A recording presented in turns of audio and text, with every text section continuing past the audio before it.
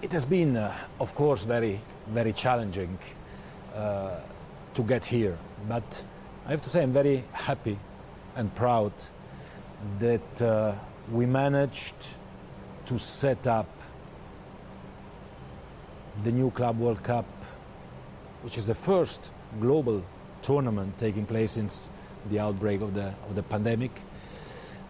The last one was the Club World Cup as well here in Doha in December 2019. So it's important to send a message to the world that football is back to life, especially if we speak about a very difficult situation. And this has only been possible thanks to the incredible work that has been done here in Qatar by the health authorities, by the organizers, by the government, of course, starting with His Highness the Emir, who gives the input. But everyone is doing an outstanding job. And when we see that we can come back, that we can organize a global tournament, that we can have 30% of capacity in the stadium. Of course, we wanted 100%. It's not yet possible, but 30% is good. The atmosphere was great in the games. But this doesn't happen on its own. This happens thanks to a very detailed, very professionally implemented protocol and health insurance system, because health comes first.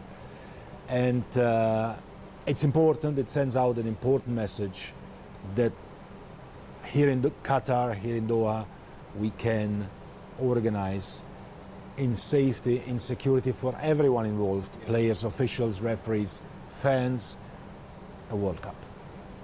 I think it is important that an organization like FIFA takes its role in a very responsible way.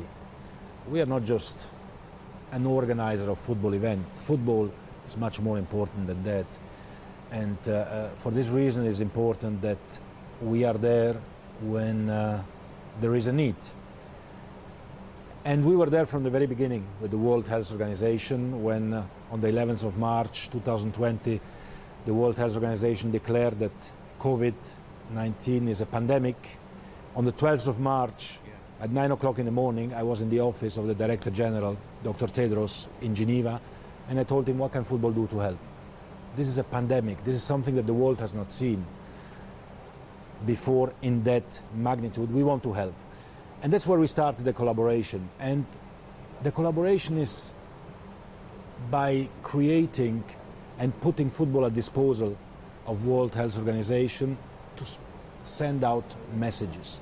We have done many campaigns thanks to the football legends all over the world.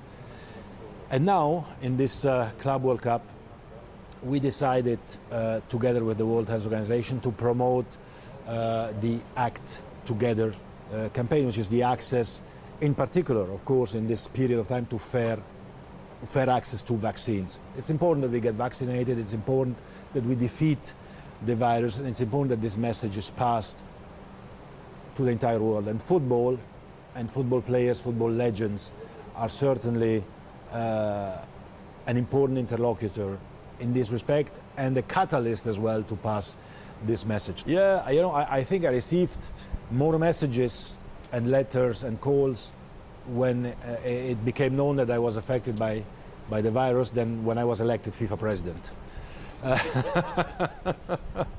Which shows that people worry and care about health, because health is too important.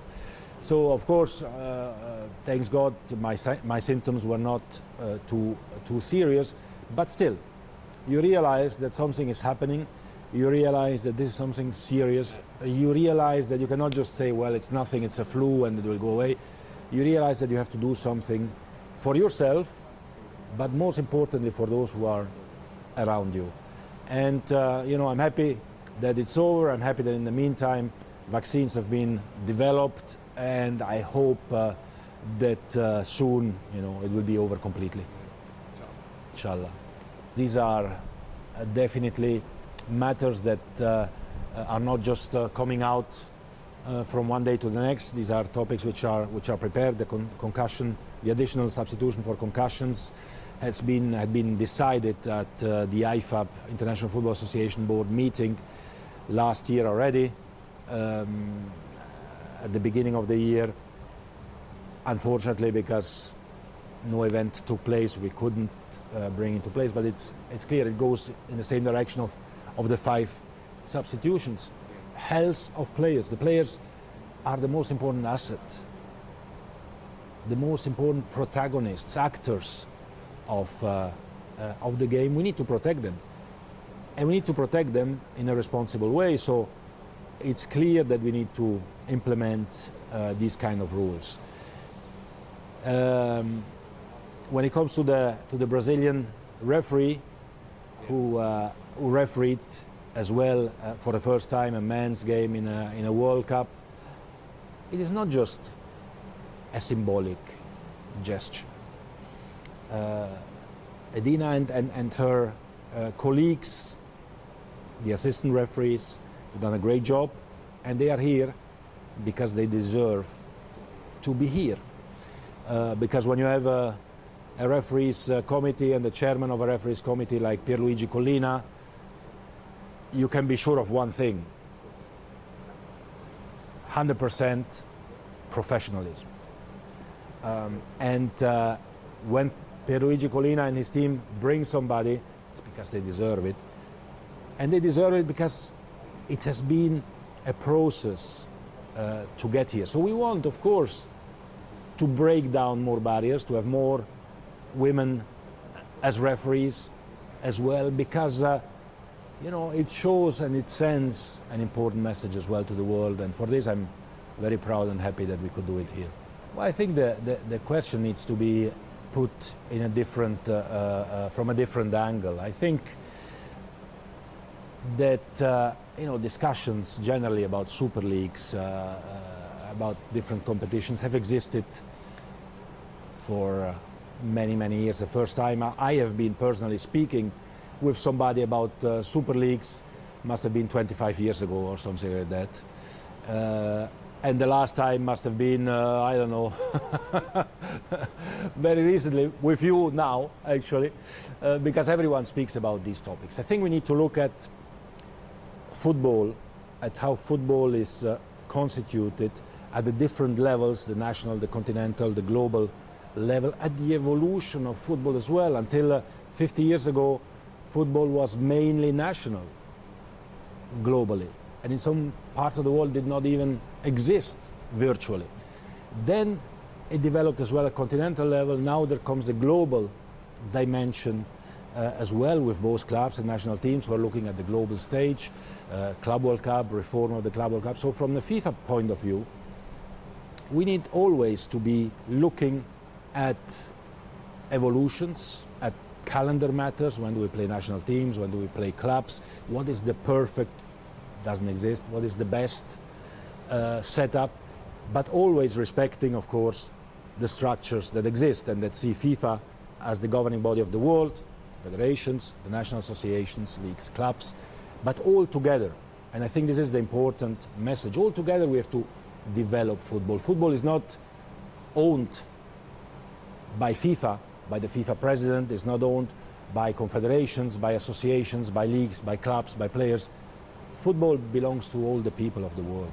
And we are elected in FIFA to care about the interests of everyone, to care about football, to try to do the right things for football. And that's why we are always opening our doors and always have dialogues with everyone to see how can we make football better globally. I think it's important when you have a leadership role to listen to everybody to start with. To listen. There is no right or wrong. And then you have to have a line, you have to take a responsibility, and you have to try to move always a little bit forward. The easiest thing is not to do anything, right? That's always easy. But that's not an option for FIFA or for the new FIFA. Everything has impressed me in Qatar. The first time that I came to Qatar must have been, 15 years ago. There was kind of one road, one hotel, essentially. I am exaggerating, of course. But what has happened since, how this country has evolved is astonishing. From a football perspective, of course, but more generally, in the world as well. And if you bring it back to football, I think what impressed me most for being around football in the last 25 years, 16 of which in Europe, in UEFA, is the quality in delivery of Qatar. When Qatar says, we do this, you can be sure it's done. You can be sure. And something like this, I have to say, I've not seen it yet anywhere. I've been organizing European championships for many years,